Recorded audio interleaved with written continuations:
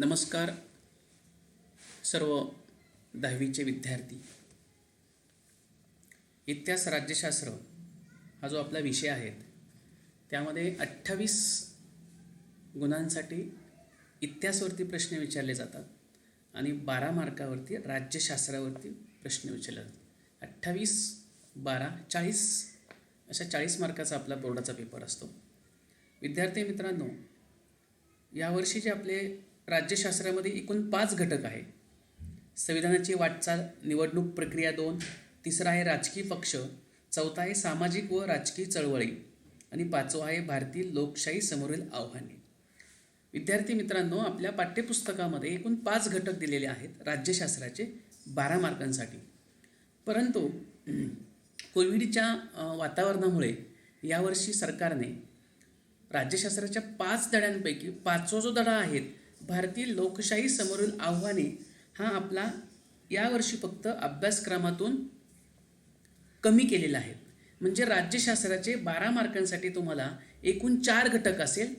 पहिला घटक आहे संविधानाची वाटचाल, दुसरा घटक आहे निवडणूक प्रक्रिया, तिसरा जो घटक आहे तो राजकीय पक्ष आणि चौथा घटक आहे सामाजिक व राजकीय चळवळी. असे एकूण 4 घटक आपल्याला यावर्षी राज्यशास्त्राचे बोर्डाच्या परीक्षेसाठी असतील 12 मार्कांसाठी. याची सर्व विद्यार्थ्यांनी नोंद घ्यावी. तर प्रथमतः मी सर्वांचं या ठिकाणी आपलं स्वागत करतो. राज्यशास्त्राचा जो आपला पहिला घटक आहे संविधानाची वाटचाल. आता संविधानाची वाटचाल विद्यार्थी मित्रांनो, आतापर्यंत तुम्ही राज्यशास्त्राच्या पाठ्यपुस्तकातून काही स्थानिक शासन संस्था साधारणतः 6वी, 7वी, 8वी, 9वी पर्यंत तुम्ही काही स्थानिक शासन संस्था त्यांचा अभ्यास तुम्ही केला. मग आता स्थानिक शासन संस्था म्हणजे तुम्हाला माहिती आहे की जी गावाच्या पातळीवरती असणारी जी काही ग्रामपंचायत आहे ती त्या गावचा कारभार पाहते. तालुका पातळीवरती पंचायत समिती असते, जिल्हा पातळीवरती जिल्हा परिषद असते, छोट्या शहरामध्ये नगरपालिका असते आणि मोठ्या शहरामध्ये महानगरपालिका असतात. या सगळ्यांचा अभ्यास, त्यांची कामं याचा आढावा आपल्या मला वाटतं 6वी, 7वी, 8वी, 9वीच्या इयत्तेमध्ये आपला झालेला आहे. मग या सगळ्यांना स्थानिक शासन संस्था असं म्हणतात. त्याचबरोबर तुम्ही नागरिकशास्त्रामध्ये मागील इयत्तेमध्ये भारतीय संविधानातील मूल्य आणि त्यातून व्यक्त होणारे तत्त्वज्ञान, याचबरोबर संविधानाने निर्माण केलेली शासन यंत्रणा आणि आंतरराष्ट्रीय संबंधातील भारताचे स्थान याचा विस्तृत अभ्यास या ठिकाणी घेतलेला आहे. आता या ठिकाणी आपण बघणार आहोत की भारताच्या संविधानाने भारताचे धर्मनिरपेक्ष लोकशाही गणराज्य निर्माण करण्याचे उद्दिष्ट मानलेले आहे. आता याच्यामध्ये काय की नागरिकांना न्याय मिळावा, त्यांचे स्वातंत्र्य अबाधित राहावे म्हणून संविधानामध्ये अत्यंत महत्त्वपूर्ण तरतुदी केलेल्या आहेत. आणि या संपूर्ण राज्यघटनेवरती राज्यघटनेमध्ये लिहिलेल्या नियमाप्रमाणे, कायद्याप्रमाणे आपल्या देशाचा कारभार त्या ठिकाणी चालतो. त्यामध्ये भारतीय नागरिकांना मिळालेले स्वातंत्र्य, समता, बंधुता, अनेक प्रकारचे जे काही मूलभूत हक्क मिळालेले आहेत ते मिळालेले हक्क अबाधित राहावे. कुणावर अन्याय जर झाला तर त्याला न्याय मिळावा, त्याचे संविधानाने दिलेले स्वातंत्र्य अबाधित राहावे, अशा सगळ्या घटना, महत्त्वाच्या तरतुदी आपल्या संविधानामध्ये केलेल्या आहेत.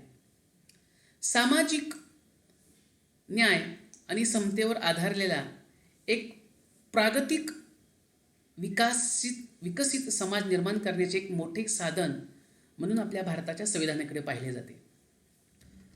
विद्यार्थी मित्रांनो, तुम्हाला माहिती आहे की 15 ऑगस्ट 1947 मध्ये आपल्या देशाला स्वातंत्र्य मिळालं आणि स्वातंत्र्य मिळाल्यानंतर आपल्या देशाच्या संविधानाची वाटचाल सुरू झाली. आपल्या देशाचं संविधान लिहिलं गेलं.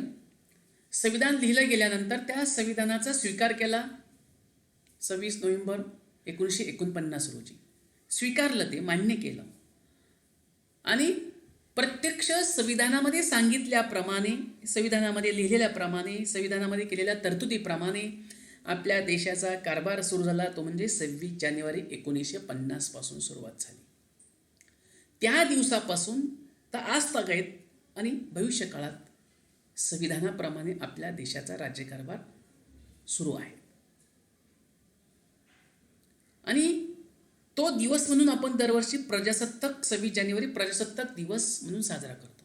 म्हणजे खऱ्या अर्थाने प्रजेचं राज्य निर्माण झालं, प्रजेची सत्ता निर्माण झाली आणि म्हणून संविधानाच्या आधारे जो राज्यकारभार झाला त्यातून भारतातील लोकशाहीचे व्यापक होत गेलेले स्वरूप, भारतातील राजकीय प्रक्रियेत झालेले महत्त्वाचे बदल, सामाजिक न्याय, समता आणि प्रस्थापित करण्याच्या दृष्टीने उचलली गेलेली पावले याचा प्रस्तुत या प्रकरणात आपण अभ्यास करणार आहोत. 3च मुद्दे याच्यामध्ये: लोकशाही, सामाजिक न्याय व समता आणि न्यायव्यवस्था. त्यातला पहिला आपण लोकशाही. आता विद्यार्थी मित्रांनो बघा की राजकीय प्रगल्भता लोकशाही शासन पद्धतीची केवळ संरचना असून चालत नाही, तर त्या संरचनाच्या आधारे प्रत्यक्ष व्यवहार केल्यासच लोकशाही आणि समाजाच्या राजकीय जीवनाचा एक अविभाज्य भाग बनते. त्यानुसार आपल्या देशात लोक थेट प्रतिनिधित्व देणाऱ्या संसद, राज्य विधानसभा आणि स्थानिक राज्यसंस्था आहेत. जनतेच्या सहभागाचा आणि राजकीय स्पर्धेचा विचार करता भारतातील लोकशाही मोठ्या प्रमाणामध्ये यशस्वी झाल्याचे दिसून येते. तुम्हाला माहिती आहे विद्यार्थी मित्रांनो की जनतेचा सहभाग आणि राजकीय स्पर्धेचा विचार करता भारतातील लोकशाही मोठ्या प्रमाणामध्ये यशस्वी झाल्याचे आपल्याला दिसून येते. कारण जनतेच्या सहभागाशिवाय लोकशाही चालत नाही आणि ठराविक मुदतीनंतर मुक्त आणि न्याय्य वातावरणात होणाऱ्या निवडणुका हे आपल्या भारतीय लोकशाहीचं वैशिष्ट्य आहे. अतिशय महत्त्वाचा मुद्दा आहे, हे आपल्या भारतीय लोकशाहीचं वैशिष्ट्य आहे. विद्यार्थी तुम्हाला माहिती आहे की दर 5 वर्षांनी कोणत्याही निवडणुकांची मुदत संपते. मग ती राज्यसभा असेल, विधानसभा असेल, लोकसभा असेल, दर 5 वर्षांनी आपल्या देशात नवीन निवडणुका पुन्हा घेतल्या जातात. आणि ज्या निवडणुका होत्या त्या मुक्त वातावरणामध्ये आणि न्याय्य वातावरणामध्ये होतात. आणि म्हणून मुक्त आणि न्याय्य वातावरणामध्ये होणाऱ्या निवडणुका हे आपल्या भारतीय लोकशाहीचं वैशिष्ट्य आहे. तसा विचार केला तर आपल्या देशाचा विस्तार जर तुम्ही बघितला आणि देशाची लोकसंख्या जर आपण बघितली तर आपला देश प्रचंड मोठा आहे, विस्तार प्रचंड मोठा आहे. आणि एवढ्या मोठ्या लोकसंख्या असलेला आणि प्रचंड विस्तार असलेल्या या दोन्ही गोष्टींचा जर विचार केला तर आपल्या देशामध्ये विविध पातळीवरती निवडणुका घेणं ही बाब अतिशय आव्हानात्मक आहे. आणि वारंवार होणाऱ्या निवडणुकांमुळे भारतीय मतदारांच्या राजकीय प्रगल्भ होण्यास मदत झालेली आहे. लक्षात घ्या, राजकीय प्रगल्भता म्हणजे काय की वारंवार निवडणूक आपल्या देशामध्ये घेतल्या जातात आणि म्हणून वारंवार होणाऱ्या निवडणुकांमुळे भारतीय मतदारांच्या राजकीय जाणीवा प्रगल्भ होण्यास मदत झालेली आहे. निवडणुकांसमोर किंवा निवडणुकांच्या दरम्यान येणाऱ्या सार्वजनिक धोरण आणि प्रश्नांबाबत भारतीय मतदार भूमिका घेत आहेत. ज्यावेळेस सरकारची काही धोरणं असेल, त्या धोरणामध्ये काही चुकीच्या गोष्टी असेल तर जनता त्यामध्ये आपलं मत व्यक्त त्या ठिकाणी करते.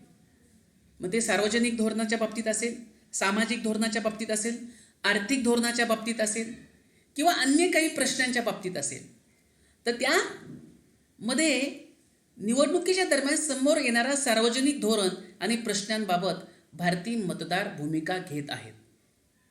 आणि या प्रश्नांच्या पर्यायाचा विचार करून मतदान करण्याच्या वृत्तीत वाढ झालेली आहे. आणि मग जेव्हा केव्हा आपल्या देशामध्ये निवडणुका लागतात त्यावेळेस आपला जो मतदार आहे, जागृत ज्याला म्हणतो आपण, तो जागृत पद्धतीने मतदान त्या ठिकाणी करतो आणि लोकशाही बळकट होण्यास मदत त्या ठिकाणी होते. याच्यातला दुसरा भाग आहे विद्यार्थी मित्रांनो, मताधिकार.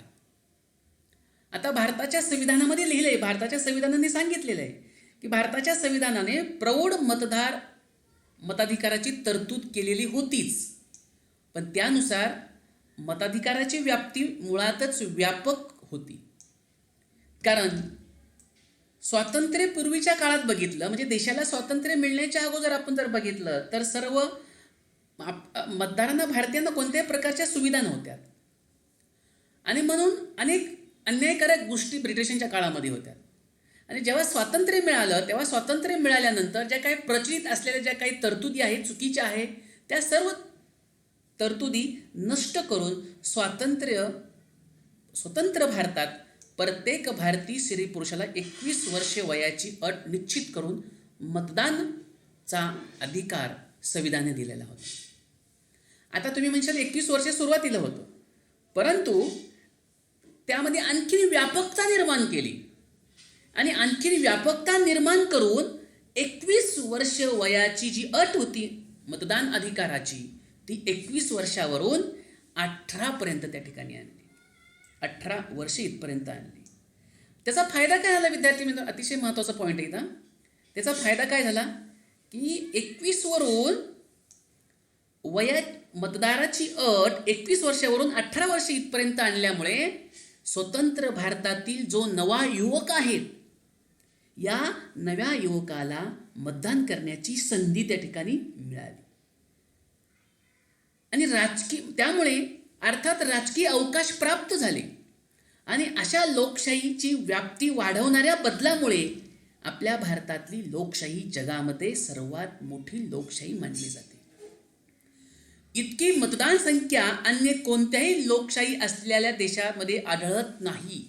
आपल्या भारतामध्ये मतदानाची एवढी मोठी संख्या आहे की तेवढी मतदानाची संख्या जगातल्या कोणत्याही देशामध्ये तुम्हाला पाहायला मिळत नाही आणि नाही देखील. आणि म्हणून भारतीय लोकशाही जगातील सर्वात मोठी लोकशाही मानली जाते. आणि म्हणून हा बदल केवळ संख्यात्मक नसून तो गुणात्मकही आहे. म्हणजे काय, लोकसंख्या म्हणजे 21 वरून 18 वय आणलं आणि मग 18 वाल्यांना मतदानाचा अधिकार मिळाला म्हणून संख्या वाढली का? जरी संख्या वाढली परंतु त्यामध्ये दुसरा एक बदल त्या ठिकाणी घडला. ती फक्त संख्यात्मक नसून तो गुणात्मकही बदल आहे. गुणात्मकही बदल त्या ठिकाणी आहे. अनेक राजकीय पक्ष या युवा मतदारांच्या पाठिंब्यामुळे सत्तेच्या स्पर्धेत उतरले आणि भारतातील राजकीय स्पर्धेचं स्वरूप त्या ठिकाणी बदललं गेलं.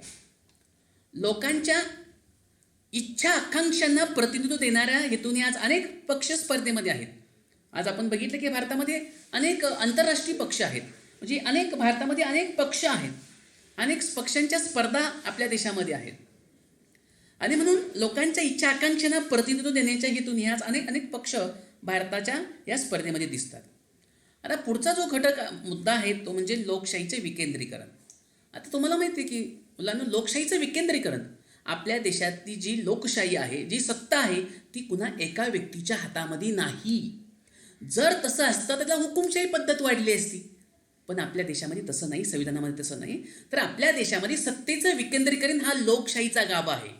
मुद्दा अतिशय महत्त्वाचा येतं मुलांनो. सत्तेचे विकेंद्रीकरण हा लोकशाहीचा गाभा आहे. कारण आपल्या देशामध्ये सत्तेचं विकेंद्रीकरण आहे. एका व्यक्तीच्या, 2 व्यक्तीच्या हातामध्ये आपल्या देशातली सत्ता नाही किंवा राज्यकारभार नाही आहे. तर सत्तेच्या विकेंद्रीकरणामुळे अनेकांना त्यामध्ये सत्तेमध्ये सहभागी होता येतं, राज्यकारभारामध्ये, देशाच्या कारभारामध्ये सहभागी होता येतं. आणि त्याचा फायदा असा होतो की सत्तेच्या विकेंद्रीकरणामुळे सत्तेच्या गैरवापराला जसा आळा बसतो त्याचप्रमाणे सामान्य जनतेला सत्तेत सहभागी होण्याची संधी देखील काय होते, मिळते. आणि म्हणून लोकशाहीच्या विकेंद्रीकरणाच्या संदर्भात संविधानातील मार्गदर्शक तत्वांमध्ये तरतुदी आहेत.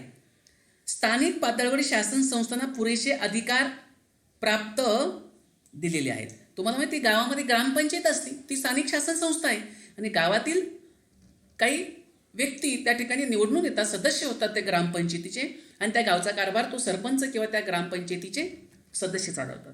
आपण शहरामध्ये राहतो, शहरामध्ये स्थानिक शासन संस्था आहे, पिंपरी चिंचवड महानगरपालिका. तिथे काही सदस्य निवडून येतात, आपण नगरसेवक म्हणतो, महापौर असतात त्यांच्यातून निवडून आलेला. आणि मग या स्थानिक शासन संस्थेचा कारभार त्या ठिकाणी चालतो. म्हणजे थोडक्यात काय की यामध्ये लोकांना त्या राज्यकारभारामध्ये, शासन संस्थेमध्ये कारभार करण्याची, सहभाग होण्याची संधी त्या ठिकाणी मिळते. आणि या शासन संस्थांमुळे पुरेसे अधिकार देऊन खरी लोकशाही प्रत्यक्षात आणण्याचा प्रयत्न करावा अशा स्वरूपाचे मार्गदर्शक तत्व आपल्या संविधानामध्ये आहेत. आणि त्याला अनुसरूनच स्वतंत्र भारतात लोकशाही विकेंद्रीकरणाचे खूप प्रयत्न झाले. आणि त्यामध्ये तुम्हाला माहिती आहे की आपल्या देशाची जी राज्यघटना आहे त्या राज्यघटनेमध्ये यातील सर्वात मोठा प्रयत्न अर्थात 73 आणि 74व्या संविधानाच्या दुरुस्तीचा होता. म्हणजे संविधानामध्ये दुरुस्ती केली, त्याला 73वी आणि 74व्या संविधान दुरुस्तीचा होता. मग याच्यामध्ये काय बदल केला? त्यामध्ये असा बदल केला की या संविधानातली 73 आणि 74वी दुरुस्ती केल्यामुळे स्थानिक शासन संस्थांना संविधानाची मान्यता तर मिळालीच, पण त्याहीपेक्षा त्यांच्या अधिकारात खूप मोठी वाढ त्या ठिकाणी झाली. त्यांना खूप अधिकार त्या ठिकाणी मिळाले. मग आता हे बदल कशामुळे झाले? तर तुम्हाला माहिती आहे की राज्यकारभारामध्ये महिलांचा सहभाग वाढावा, त्यांच्यासाठी काही राखीव जागा ठेवा आणि त्या ठेवण्यात आल्या. दुर्बल समाज घटकांना सत्तेमध्ये सहभागी होता यावे म्हणून त्यांच्यासाठी राखीव जागा ठेवण्यात आल्या. राज्य निवडणूक आयोग निर्माण करण्यात आला.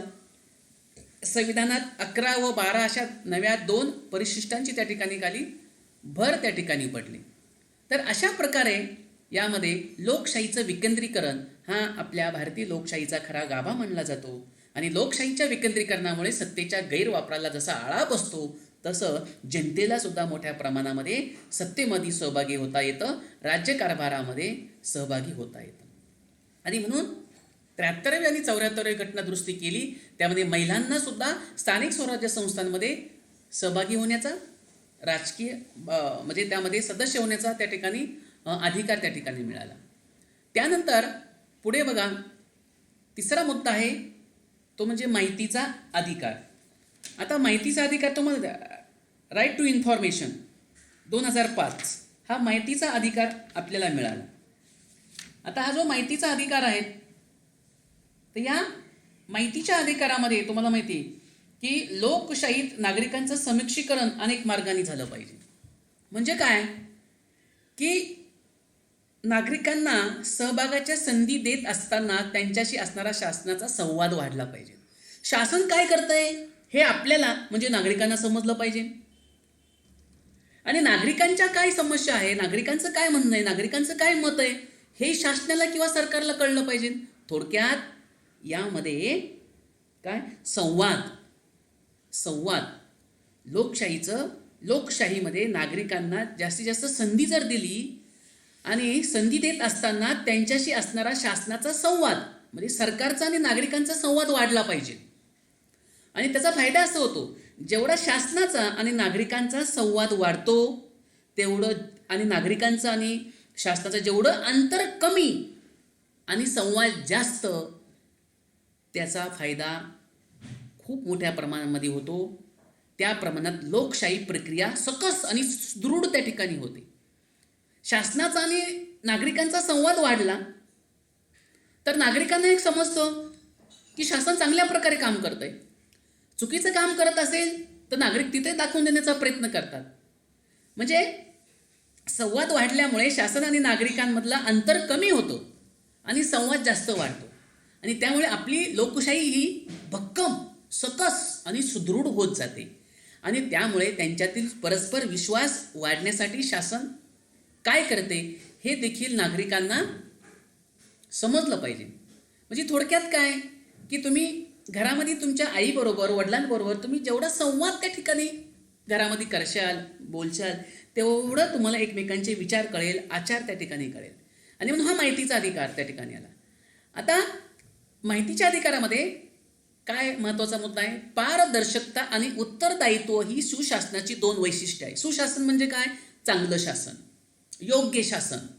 पारदर्शकता म्हणजे शासनाने पारदर्शकपणे काम केलं पाहिजे, हे शासनाचं उत्तरदायित्व आहे. आणि शासनाची, चांगल्या सरकारची ही 2 वैशिष्ट्ये प्रत्यक्षात आणण्यासाठी भारतीय नागरिकांना माहितीचा अधिकार देण्यात आला.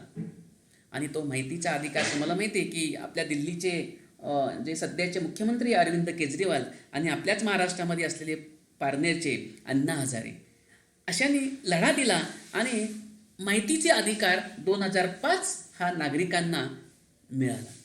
मग माहितीच्या अधिकारामुळे काय झालं बघा, मुद्दा लक्षात घ्या. याच्यापुढे मी एक पॉईंट तुम्हाला समजून सांगतोय, एवढा पॉईंट समजून घ्या. माहितीच्या अधिकारामुळे शासनाच्या कारभारातील गोपनीयता कमी झाली व शासनाचे व्यवहार अधिक खुले व पारदर्शी होण्यास मदत झाली. खूप मोठा फायदा झाला. एखादं शासन कोणत्या प्रकारचं काम करत आहे, ते काम बरोबर आहे की नाही, त्या कामासाठी कोणत्या तरतुदी केलेल्या आहे, कोणते नियम आहेत, हे कोणताही नागरिक माहितीच्या अधिकाराखाली विचारू शकतो. आणि त्यामुळे शासन बरोबर करतंय का चुकीचं करतंय हे त्या माहितीच्या अधिकारामुळे नागरिकांना समजू लागलं. आणि म्हणून माहितीच्या अधिकारामुळे शासनाच्या कारभारातील गोपनीयता कमी झाली आणि शासनाचे व्यवहार अधिक खुले व पारदर्शक होण्यास मदत त्या ठिकाणी झाली. हा खूप चांगला मोठा फायदा नागरिकांना या माहितीच्या अधिकारामुळे मिळाला. पुढे बघा, इसवी सन 2000 नंतरच्या काळामध्ये नागरिकांसाठी सुधारणा करताना तो त्यांचा हक्क मानून सुधारणा करण्याकडे कल वाढला आणि म्हणून त्यानुसार माहितीचा, शिक्षणाचा व अन्न सुरक्षेचा हक्क भारतीयांना मिळाला आणि या हक्कामुळे भारतातील लोकशाही निश्चितपणे बळकट झाली. माहितीच्या अधिकारा शिक्षणामध्ये तुमचं शिक्षण घेण्याचा सुद्धा तुम्हाला अधिकार आहे, तो तुम्हाला संविधानाने दिलेला आहे. तुमचं शिक्षण कोणी थांबवू शकत नाही, तुमचं शिक्षण कोणी रोखू शकत नाही. आणि म्हणून माहितीचा अधिकार, शिक्षणाचा हक्क, अन्न सुरक्षेचा हक्क भारतीयांना मिळालेला आहे आणि या सर्व हक्कांमुळे आपल्या भारतातली जी लोकशाही आहे ही लोकशाही निश्चितपणे बळकट, दमदार त्या ठिकाणी झालेली आहे. आता याच्यामध्ये एक महत्त्वाचा भाग आहे हक्काधारित दृष्टिकोन. आता स्वातंत्र्यानंतरच्या काही दशकामध्ये भारताचे लोकशाहीकरण व्हावे म्हणून अनेक सुधारणा झाल्या, परंतु त्यात नागरिकांकडे लाभार्थी म्हणून पाहण्याची दृष्टी होती. गेल्या काही दशकातील सुधारणा मात्र नागरिकांचा तो हक्कच आहे या भूमिकेने होत आहे. आता नागरिकांना काही अधिकार द्यायचा, नागरिकांना काही गोष्टी किंवा नागरिकांना काही मदत द्यायची, तर असं म्हटलं जातं पूर्वी, लाभार्थी, तू ह्या गोष्टीसाठी, ह्या पात्रतेसाठी लाभार्थी आहेत, पण ते योग्य वाटत नसायचं. म्हणून त्यामध्ये शासनाने आता बदल केलेले आहेत. तो काय बदल केले, काय सुधारणा केली, तर नागरिकांचा तो हक्कच आहे या भूमिकेतून नाही. आणि अशा प्रकारच्या दृष्टिकोनामुळे शासन आणि नागरिक यांच्यामध्ये संबंधात कोणते बदल होतील हे तुम्हाला लक्षात यायला पाहिजे. आता बघा, पुढे आहे सामाजिक न्याय आणि समता. सामाजिक न्याय व समता. आता सामाजिक न्याय व समता म्हणजे काय नेमकं लक्षात घ्या. सामाजिक न्याय व समता हे आपल्या संविधानाचे उद्दिष्ट आहे. सामाजिक न्याय आणि समता, सर्व समान, घटनेपुढे सर्व समान, कायद्यापुढे सर्व समान. सामाजिक न्याय व समता हे आपल्या संविधानाचे उद्दिष्ट आहे आणि या दोन मूल्यांवर आधारलेली एक नवा समाज निर्माण करणं हे आपलं ध्येय आहे. आता संविधानाने त्या दिशेने जाण्याचा मार्गही स्पष्ट केलेला आहे आणि आपल्या संविधानाची वाटचाल सुद्धा त्या दिशेने होत आहे, लक्षात घ्या. आता सामाजिक न्याय प्रस्थापित करणे म्हणजे काय, लक्षात घ्या. मुद्दा काय, सामाजिक न्याय व समता. सामाजिक न्याय प्रस्थापित करणे म्हणजे ज्या ज्या सामाजिक बाबींमुळे व्यक्तींवरती अन्याय होतो तो दूर करणे व व्यक्ती म्हणून सर्वांचा दर्जा समान असतो याचा आग्रह धरणे.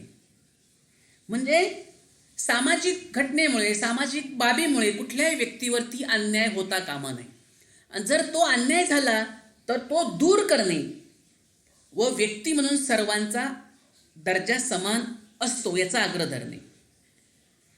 जातीवरती, धर्मांवरती, जात, धर्म, भाषा, लिंग, जन्मस्थान, वंश, संपत्ती इत्यादीवर आधारित श्रेष्ठ व कनिष्ठ असा भेदभाव न करणे व सर्वांना विकासाची समान संधी उपलब्ध करून देणे हे आपलं उद्दिष्ट आहे. हे न्याय व समतेचं उद्दिष्ट आहे.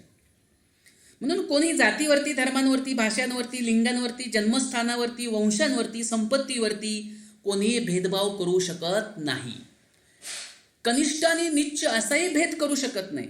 तो मोठा आहे, तो छोटा आहे, तो श्रीमंत आहे, तो गरीब आहे, असा भेदभाव करता येत नाही. आणि म्हणून सामाजिक न्यायांवरती आणि समतेवरती आपला समाज चाललेला आहे. संविधानाचं ते उद्दिष्टच त्या ठिकाणी आहे आणि त्या दृष्टीने आपल्या संविधानाची वाटचाल त्या दिशेने होत आहे. म्हणून जातीवरती, धर्मावरती, भाषावरती, लिंग आणि जन्मस्थान, वंश, संपत्ती इत्यादीवर आधारित श्रेष्ठ किंवा कनिष्ठ असा भेदभाव न करणे आणि सर्वांना विकासाची समान संधी उपलब्ध करून देणे हे न्याय व समतेचं उद्दिष्ट त्या ठिकाणी आहे. पुढे सामाजिक न्याय व समता प्रस्थापित करण्यासाठी समाजामध्ये सर्व स्तरावरती प्रयत्न करावे लागतात. तर सामाजिक न्याय व समता प्रस्थापित करण्यासाठी समाजात सर्व स्तरावरती प्रयत्न करावे लागतात. परंतु काय होतंय की शासनाच्या धोरणांना व अन्य प्रयत्नांना विशेष महत्त्व असते आता लोकशाहीमध्ये काय होत आहे, अधिक सर्वसमावेशक होण्यासाठी सर्व सामाजिक घटक मुख्य प्रवाहात आले पाहिजे. सर्व समाजामधले सर्व जाती धर्माचे वंशाचे सगळे जे लोक आहेत ते सगळे लोक, लोकशाही जर अधिक सुदृढ करायची असेल, लोकशाही अधिक बळकट करायची असेल, तर समाजातले सर्व, मग ते दुर्बल असेल, गरीब असेल, दलित असेल, कोणी असो, तर समाजातले सर्व जे घटक आहे त्या सर्व घटकांनी खऱ्या अर्थाने काय व्हायला पाहिजे, मुख्य प्रवाहामध्ये आलं पाहिजे.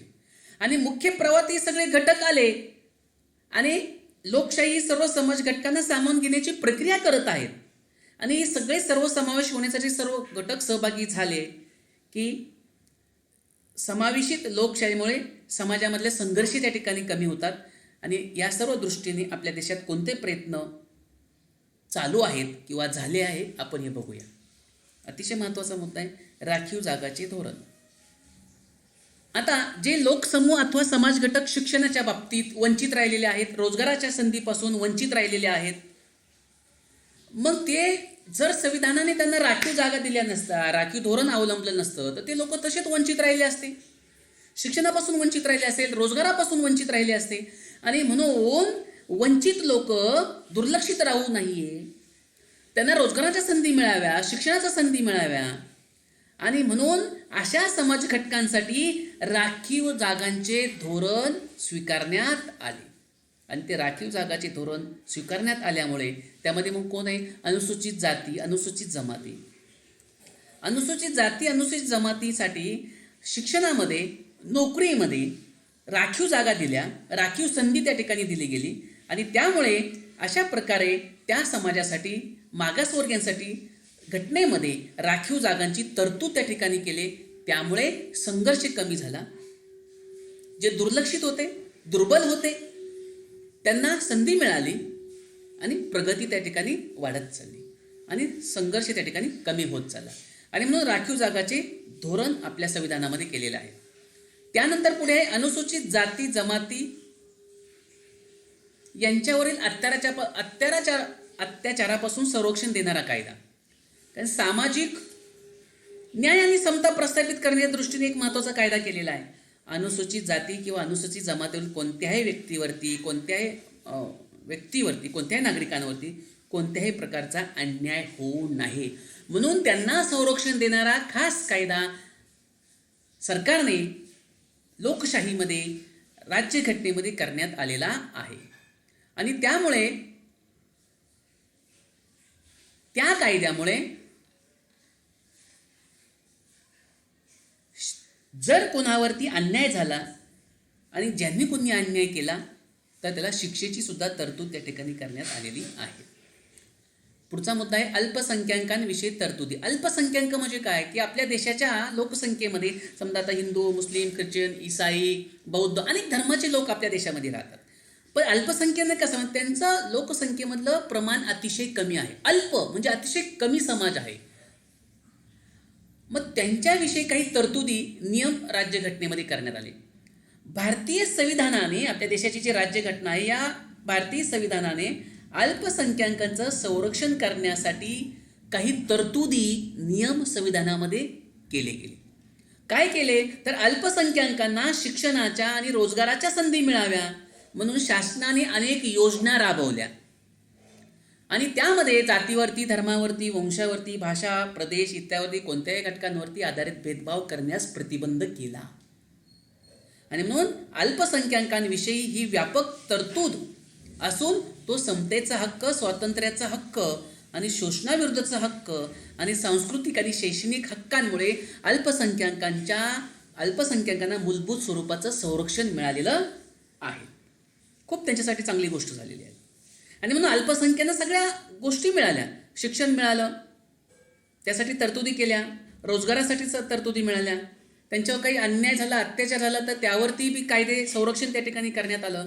कोणत्याही प्रकारचा भेदभाव त्या ठिकाणी करू नये.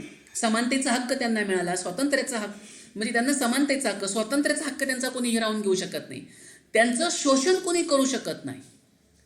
आणि म्हणून शोषणाविरुद्धचा हक्क त्यांना मिळाला. सांस्कृतिक आणि शैक्षणिक हक्कामुळे अल्पसंख्याकांना मूलभूत स्वरूपाचे संरक्षण त्या ठिकाणी मिळाले.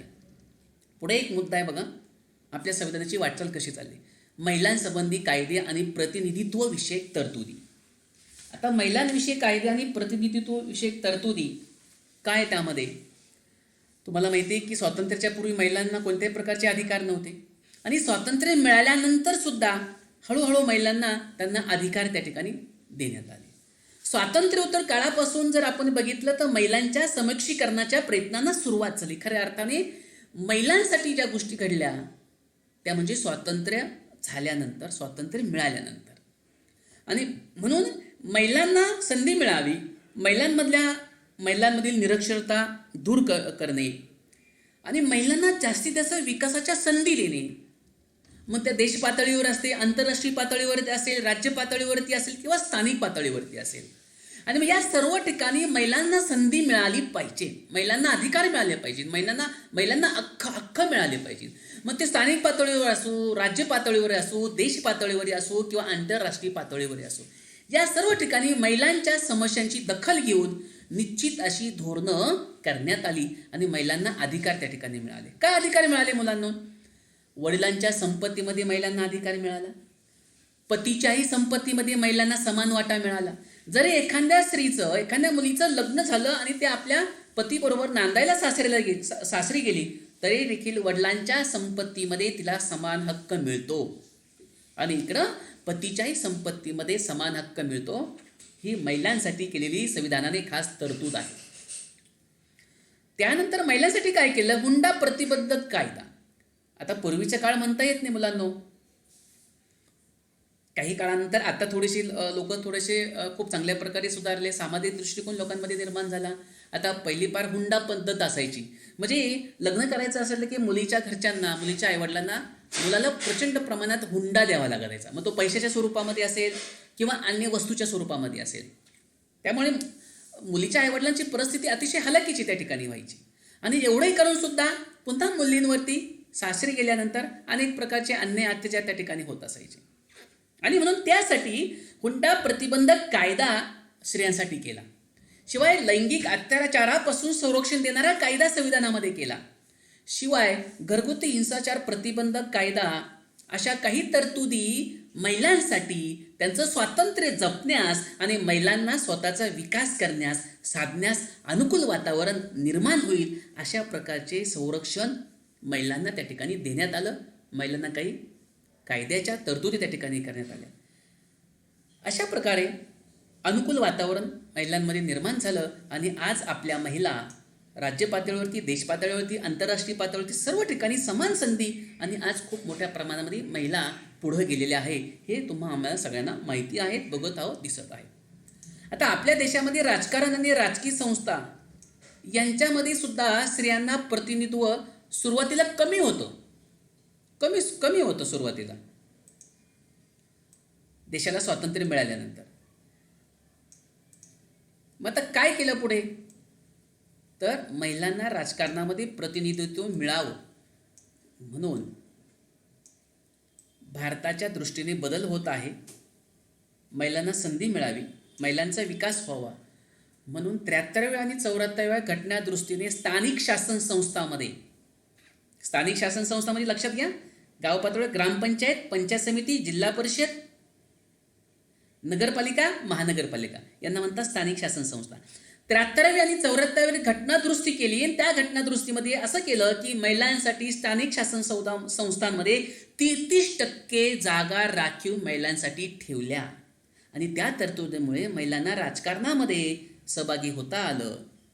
त्यानंतर आपलं महाराष्ट्र जे राज्य आहे, ह्या महाराष्ट्र राज्यांनी सुद्धा महाराष्ट्रासह अनेक राज्यांनी 50% वाढवण्यात आले. आजही आपल्या महाराष्ट्रामध्ये महिलांसाठी राजकारणामध्ये, स्थानिक स्वराज्य संस्थांमध्ये आणि इतर ठिकाणी 50% राखीव जागा ठेवलेल्या आहे.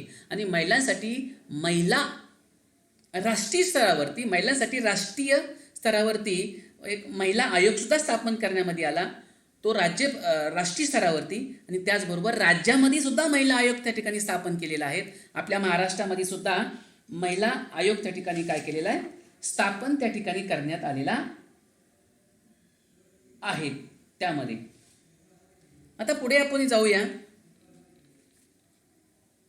न्यायालयाची भूमिका. आता न्यायालयाची भूमिका काय? अतिशय महत्त्वाची गोष्ट आहे. आपण आता राज्यघटना बघतोय, संविधानाची वाटचाल बघतोय, अधिकार बघतोय, संविधानातल्या तरतुदी बघतोय, हक्क बघतोय, महिलांसाठी मिळालेले कायदे बघतोय, महिलांसाठी मिळालेल्या विकासाच्या संधी बघतोय, स्वातंत्र्य, समता, न्याय, बंधुता ह्या गोष्टी आपण बघतोय. आता या सगळ्या गोष्टी करत असताना न्यायालयाची भूमिका, मग न्यायालयाची भूमिका काय? कारण लोकशाही सुदृढ करण्यासाठी, लोकशाही बळकट करण्याच्या प्रक्रियेत आणि सामाजिक न्याय आणि समता या उद्दिष्टांच्या दिशेने देशाची प्रगती करण्यात भारतातील न्यायालयाची खूप महत्त्वाची भूमिका आहे. सरकार चुकलं, सरकारचे निर्णय चुकले, कुणावर अन्याय झाला तर त्या संबंधित आपण काय करतोय? लगेच न्यायालयामध्ये जातोय आणि न्यायालयाकडे जाऊन आपण आपली अन्याय झालेला तो दूर करतोय. म्हणजे थोडक्यात लोकशाही टिकवण्यासाठी, लोकशाही बळकट करण्यासाठी, लोकशाही सुदृढ करण्यासाठी न्यायालयाची भूमिका अतिशय महत्त्वाची आहे. आणि म्हणून न्यायालयाने संविधानातील तरतुदीचा अर्थ लावताना संविधानातील मूळ उद्दिष्टे आणि संविधानकाराचे हेतू यांना प्राधान्य दिलं. आणि न्यायालयाचे या संदर्भातील योगदान आपण खालील मुद्द्यांच्या आधारे समजून घेऊया. आता न्यायालयाचं काय योगदान आहे त्याच्यातले एक साधारणतः 3-4 मुद्दे या ठिकाणी आपण बघणार आहोत. न्यायालयाचं काय? संविधानाची मूलभूत चौकट समजून घ्या. आता संविधानाची मूलभूत चौकट म्हणजे काय? संविधानामध्ये जे सांगितलेलं आहे, संविधानामध्ये ज्या नियम आहे, ज्या तरतुदी आहे, जी चौकट आहे, त्या चौकटीच्या बाहेर जाऊन काही काम करता येत नाही. आता संविधानाची मूलभूत चौकट संविधान प्रवाही असते. एखाद्या जिवंत दस्तऐवजाप्रमाणे त्याचे स्वरूप असते. कारण जोपर्यंत संविधान जिवंत आहे तोपर्यंतच आपल्या देशातली लोकशाही जिवंत आहे. समजून घ्या. संविधान जिवंत आहे म्हणून आपण जिवंत आहोत. संविधान जिवंत आहे म्हणून देशाचा कारभार चाललेला आहे. आणि म्हणून एखाद्या जिवंत दस्तऐवजाप्रमाणे लिव्हिंग डॉक्युमेंट्स त्याचं स्वरूप असतं. परिस्थितीनुसार संविधानामध्ये बदल करावे लागतात आणि तो अधिकार अर्थात कुणाला आहे? संसदेला आहे. बघा 2009 मध्ये राईट टू एज्युकेशन आला, म्हणजे शिक्षणाचा अधिकार. 1 ते 14 वयोगटातील मुलांना शिक्षणाचा अधिकार मिळाला. कारण का? की भारतातले कोणतीही मुलगा म्हणजे कोणतीही व्यक्ती शिक्षणापासून वंचित राहू नये म्हणून राईट टू एज्युकेशन, शिक्षणाचा अधिकार 2009 मध्ये त्या ठिकाणी आला. आणि मग परिस्थितीनुसार काय आला? बदल करावा लागला. आणि म्हणून परिस्थितीनुसार संविधानामध्ये बदल करावे लागतात आणि तो बदल करण्याचा अधिकार आपल्या भारताची जी सर्वोच्च संस्था आहे संसद, त्या संसदेला आहे. आणि संसदेचा हा अधिकार मान्य करत न्यायालयाने संसदेला या तिच्या अधिकारावरील मर्यादांची जाणीव करून दिली. संविधानामध्ये बदल करत असताना मूलभूत चौकटीला संसदेला धक्का लावता येणार नाही. संविधानामध्ये ज्या तरतुदी सांगितलेल्या आहे किंवा संविधानामधली जी काही मूलभूत चौकट आहे त्या चौकटीला अनुसरून तुम्ही कायद्यात थोडासा बदल करू शकता. चौकट सोडून तुम्हाला बदल करता येणार नाही. जर चौकट सोडून तुम्ही बदल केला तर न्यायालय ते मान्य करत नाही, पुन्हा तो बदल रद्द त्या ठिकाणी होतो. म्हणून अशा प्रकारे संविधानाची मूलभूत चौकट अतिशय महत्त्वाची त्या ठिकाणी आहे. दुसरा मुद्दा आहे महत्त्वपूर्ण न्यायालयीन निर्णय. आता तुम्हाला माहिती आहे की संविधानामधील मूलभूत हक्काद्वारे नागरिकांना मिळालेले संरक्षण. संविधानामध्ये नागरिकांना मूलभूत हक्क दिले. स्वातंत्र्याचा हक्क, भाषण स्वातंत्र्य, कुठे वास्तव्य करण्याचं स्वातंत्र्य, हिंडण्याचा फिरण्याचा हक्क, त्याच्यानंतर संघटन करण्याचा हक्क, अशा हक्क आपल्याला दिलेले आहेत. याच्या येतेमध्ये तुम्ही पाठीमागं अनुभवलेच आहात. हे सर्व हक्क आपल्याला दिलेले आहेत, आपल्याला मिळालेले आहेत. आणि म्हणून संविधानामधील मूलभूत हक्काद्वारे नागरिकांना मिळालेले संरक्षण अधिक अर्थपूर्ण करण्याच्या दृष्टीने न्यायालयाने अनेक निर्णय दिलेले आहेत. न्यायालयाने ज्या काही महत्त्वाच्या विषयावर निर्णय दिले आहेत ते काय दिले? बालकांचा हक्क, म्हणून तुम्हाला माहिती बालकांना हक्क आहे शिक्षणाचा हक्क. बालकांचा हक्क म्हणजे मानवी हक्काची जपणूक. मानवाला, भारतीय नागरिकांना जे अधिकार दिलेले आहेत, जे हक्क मिळालेले, त्या मूलभूत हक्काची जपणूक होणे. महिलांची प्रतिष्ठा आणि त्यांचा सन्मान राखण्याची गरज. व्यक्ती स्वातंत्र्य, आदिवासी समीक्षीकरण यासारख्या विषयाचा समावेश त्यामध्ये करता येईल. आणि न्यायालयाच्या या विषयावरील निर्णयातून भारतातील राजकीय प्रक्रिया परिपक्व होण्यास मदत त्या ठिकाणी झालेली आहे. त्याच्यामध्ये काही महत्त्वाचे मुद्दे की लोकशाहीसाठी सुशासन किंवा उत्तम शासन व्यवहार करणे आवश्यक असते. त्यासाठी खालील काही वैशिष्ट्यांचा समावेश. सुशासनाची काही वैशिष्ट्ये आहेत. म्हणजे काय? उत्तरदायित्व, जबाबदारी जाणणारे सरकार, प्रभावी आणि कार्यक्षम सरकार, प्रतिसादात्मक सरकार, पारदर्शी कारभार, स्वच्छ कारभार, न्याय व सर्वसमावेश विकास, शासकीय यंत्रणेत निर्णय व प्रक्रियेत लोकांचा सहभाग. तर अशा प्रकारे हे काही मुद्दे या ठिकाणी आपल्याला फार महत्त्वाचे आहेत. आता जाणून घ्या मध्ये काय सर्वोच्च न्यायालयाच्या अलीकडच्या काही वर्षावरील विषयावरील काही निर्णय दिले आहेत का ते शोधा आणि चर्चा करा. त्यानंतर भारतातील लोकशाहीच्या संदर्भात संविधान व त्यावर आधारित शासनाने केलेली वाटचाल यांचा आपण इथे आढावा घेतलेला आहे. आता यामध्ये आपण बघितलं की भारताच्या लोकशाहीच्या संदर्भात संविधानाची वाटचाल, संविधान कसं चाललंय, संविधानाची प्रक्रिया काय, संविधानात काय सांगितलेलं आहे, संविधानामध्ये कोणत्या प्रकारच्या तरतुदी केलेल्या आहेत, संविधानाप्रमाणे आपल्या देशाची वाटचाल चाललेली आहे. आणि मग भारताच्या लोकशाहीच्या संदर्भात संविधान आणि त्यावर आधारित शासनाने केलेली वाटचाल म्हणजे सरकारने केलेली वाटचाल, कामकाज, याचा आपण इथे आढावा घेतला. अर्थात काय, भारतीय लोकशाही पुढील अनेक आव्हाने आहेत, संकट आहे, समस्या आहेत. आणि म्हणून शासनाच्या कायद्यामुळे व धोरणामुळे सर्व समस्या संपुष्टात आल्या याचा अर्थ होत नाही. आजही काही नवीन प्रश्न आपल्यासमोर उभे राहतील. परंतु लोकशाहीसाठी आवश्यक असे किमान जनमानस आकारास आलेले आहेत.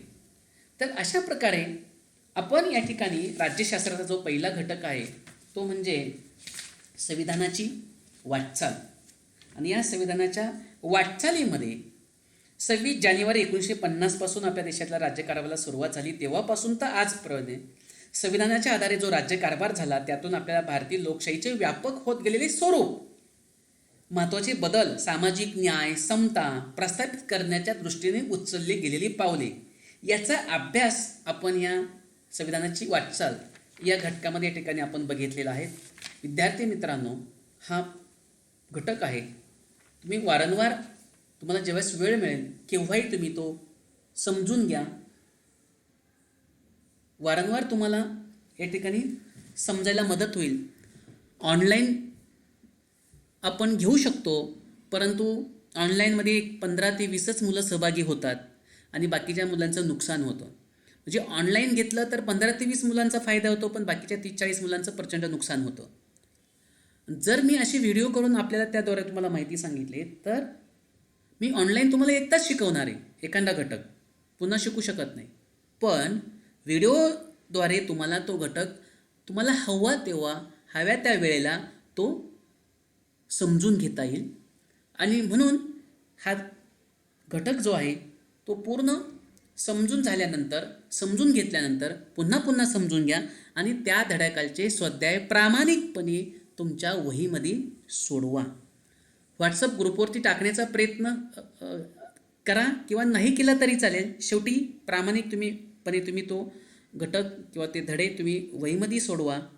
ज्यावेळेस आपल्याला प्रत्यक्ष संधी मिळेल त्यावेळेस आपण ते सगळे चेक करू, पण प्रामाणिकपणे तुम्ही तुमचा अभ्यास करत राहा. धन्यवाद विद्यार्थी मित्रांनो.